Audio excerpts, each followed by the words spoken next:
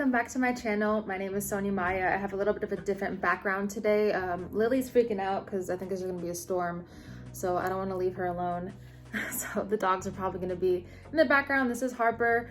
My name is Sonya Maya. I'm a clinical psychology doctorate student. I make videos about psychology, relationships, and I'm not gonna say that because, you know, if you were a YouTuber, you'd understand.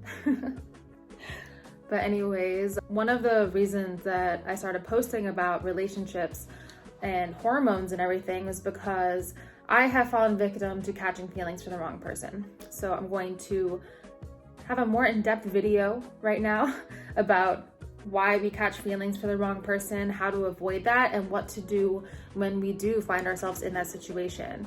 Because we learn from our mistakes, we can learn from the mistakes of others, and by educating ourselves, we can protect our hearts.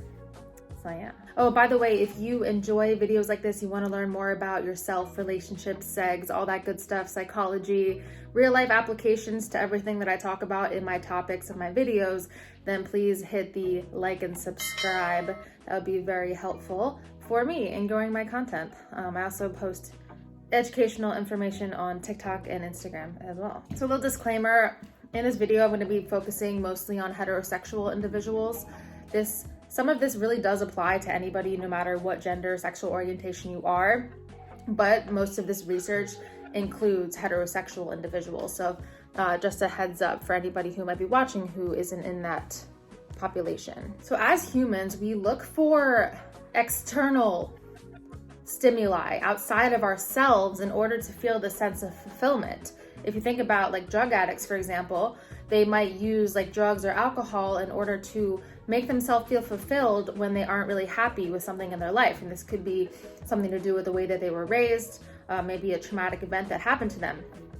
And we try to like fill this hole with something else, but we also do that with people. We try to fill gaps and holes with people. I'm going to touch on attachment at the end of the video as well, and how relationships can be impacted by the relationship that we have with our caregivers, and how we can actually fall victim to really unhealthy relationships due to these past experiences. And sometimes that isn't always just our fault, that we could be in a situation where we are dating somebody that doesn't actually have the intentions that they're telling us. There are so many people out there that they want to get, you know, sex for free, and they don't want to invest anything, and they just want to get what they can out of a person without giving back. This is an unreciprocated relationship, and this can be really unhealthy, especially if they are lying about their intentions. And this is what F-boys do, F-boy term, and it's not fair. So this video will help you also understand how to avoid people like that. So let's talk about casual sex.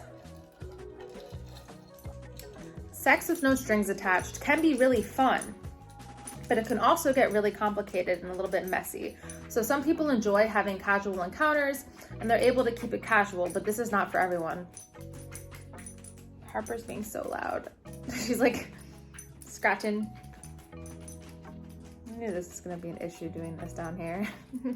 Focus. There are some ways to like have casual sex and feel okay with that. Like for example, if you decided that you want to have casual sex with somebody and you know that this isn't someone who's like good relationship material, there are ways to not get super attached to them, like maybe not text them all the time, or you might want to not have too many like intimate and deep conversations, because that can sometimes make us fall for somebody. You just want to make sure to be honest with yourself. Like if you start catching feelings for this person, you want to maybe like stop seeing them and communicate with them, because you don't want to fall into this trap of like wanting something that's not the reality, because sometimes we have trouble separating reality from imagination, and we have these expectations for people that aren't realistic. I've talked about this many times in my TikTok and on YouTube and these videos right here, but women tend to catch feelings more than men do when they have sex. It doesn't happen every time, and of course men catch feelings sometimes as well,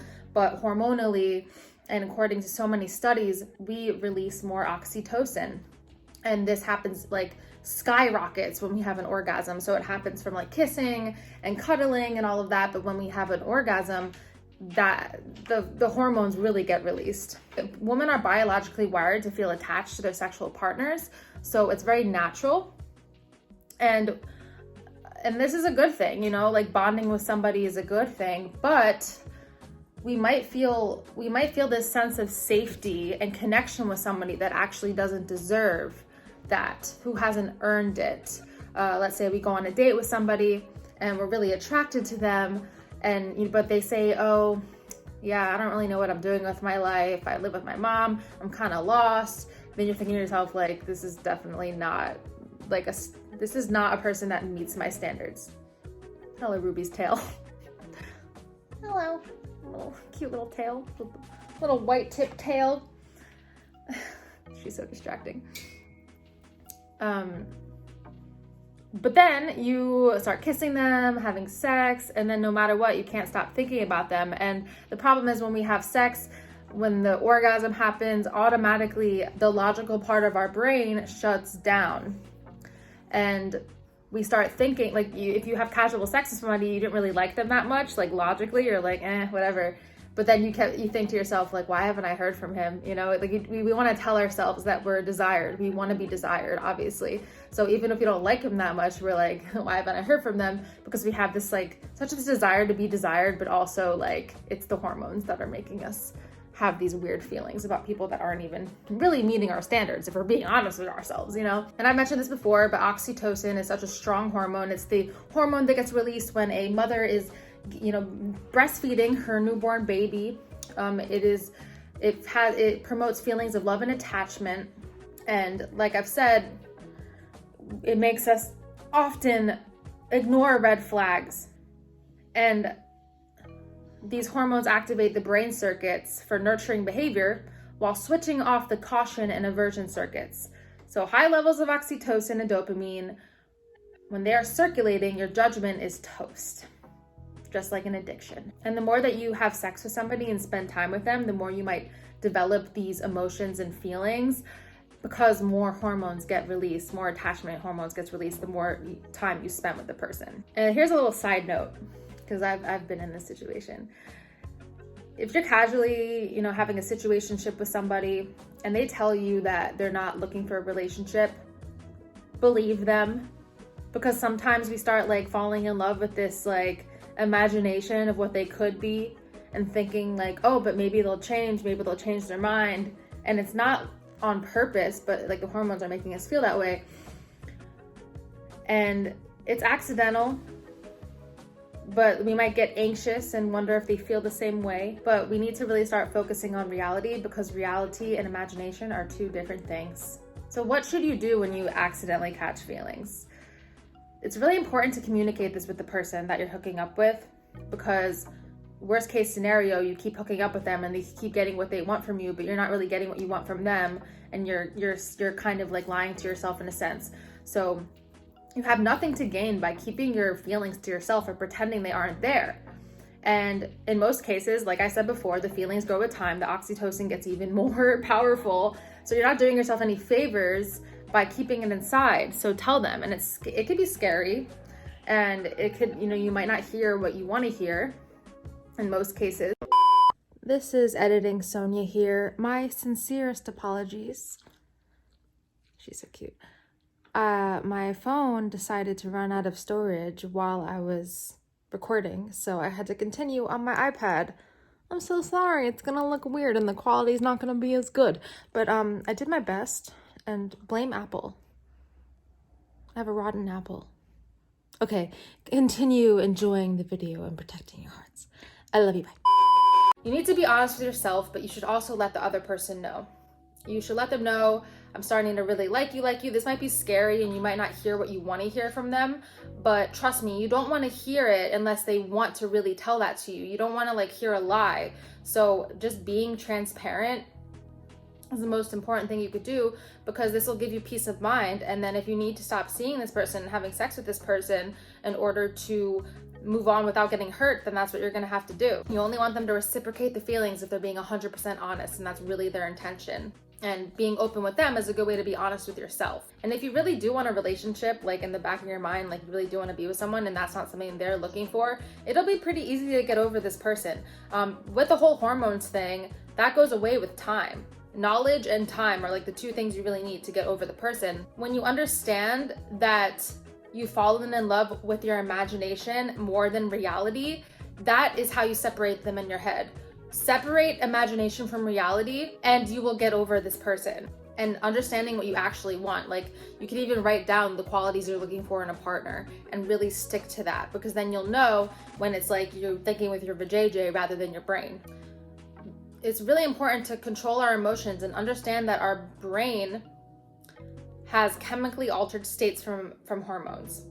We can think in one way and act in another. We don't always have to act on emotion, and it takes practice and knowledge. As humans, it can be really difficult to manage our urges, but just think about addicts. There are addicts who've gotten over their addiction. There are individuals who have eating disorders who have been able to develop a healthy lifestyle. So it's similar to that. We get addicted to someone's attention and we fill a hole with somebody else. And once we understand that, we're able to get out of it. Should we wait to have sex? This is something that I'm always kind of conflicted about.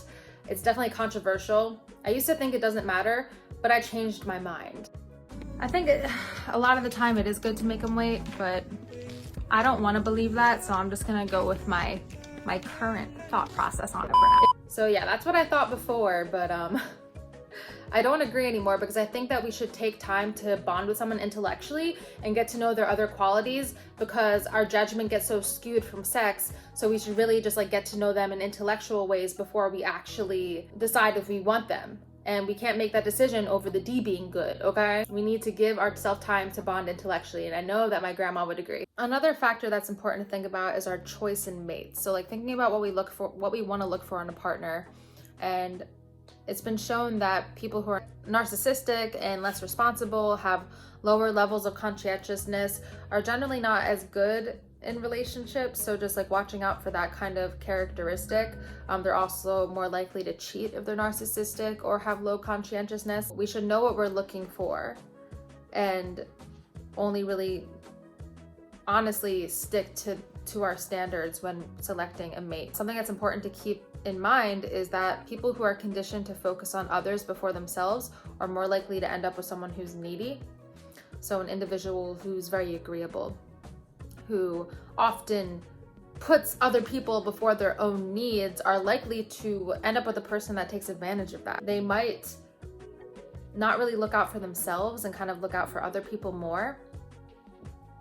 Therefore, those kinds of people, they need to learn how to state boundaries, learn how to say no. They need to have self-respect, because people are really going to take advantage of that. Like I said before, attachment plays a huge role. Check out my video that I put out 11 months ago about why we fall in love with the wrong people. I go into depth in descriptions of attachment styles, such as avoidant attachment, such as you see here. Someone that has an anxious attachment style, it's very possible that you are giving your love and giving your time to somebody that actually doesn't deserve it, because you have this need to be loved. It's possible that your relationship with your parents when you were growing up was unpredictable, which might make you give your love to the wrong person, which can be dangerous, which is why I hope if you do have that attachment style that you do your best to do some self-reflection and only give your heart to someone that deserves it. So you can learn a lot from figuring out what your attachment style is. People who are securely attached, meaning that they were cared for appropriately and nourished by their caregivers, are more likely to have healthier relationships and more trust. Whereas people with avoidant attachment styles, they were neglected in some ways, and they have like more insecurities in relationships. And a lot of people who haven't had their needs met by caregivers when they're younger, they feel like more of this need to be with somebody because they're trying to fill this hole. Like I said at the beginning of the video, they have this feeling of sadness and feeling of lack, and they feel like if they can find somebody to care for them they can feel this feeling and this need for somebody. Editing Sonya again, and this need to be with someone can lead them to tolerate disrespect and fall into these traps of toxic relationships without meaning to. Okay, back to the video. Overall, understanding why we catch feelings for the wrong people can help us protect ourselves. But if it's already happened, forgive yourself. Don't be hard on yourself about it. Understand why it happens, because it's very, very, very common. And if it wasn't common, I wouldn't have gone viral for talking about it so much. So many people related to the experience that I experienced, and they were able to learn from the information on hormones that I've learned for myself. This information has been very useful for me in terms of making the right decisions and protecting myself from the wrong decisions. And I want you to learn from what I've been through and what so many other people have experienced. And sometimes it's our fault, sometimes it's another person's fault. But even if it's another person's fault, we can start to recognize the red flags early and save ourselves time, because nobody got time for that. Ain't nobody got time for that. Thank you so much for watching this video. Don't forget to like and subscribe, turn on bell notifications for more real life applications to sex, relationships, and psychology. I will see you next week for another video.